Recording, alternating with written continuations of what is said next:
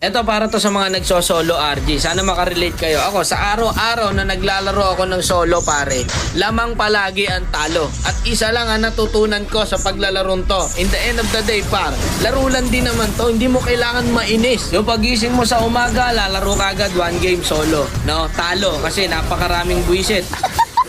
Lalaro ka sa tanghali, kakatapos mo lang kumain para may lakas ka. Pag na-lose streak ka, ibibigay sa iyong kakampi, may mga sariling mundo. Naglalaro ka sa hapon, kasarapan, syempre, uwian ng mga estudyante, ayan, ipapakampi sa'yo, mga grade 2. Lalaro ka sa gabi, kakauwi mo lang, pagod na pagod ka, galing kang trabaho, naglaro ka, nag-solo RG ka, nag-ML ka, ayun, na-lose streak, doble ang pagod. Kung inaakala mong pampatanggal to ng stress, nako hindi ko, nagkakamali ka dyan kaibigan. Pagkagising mo kinabukasan, masakit na likod mo sa trabaho, masakit pa ulo mo no, sa mga schoolwork,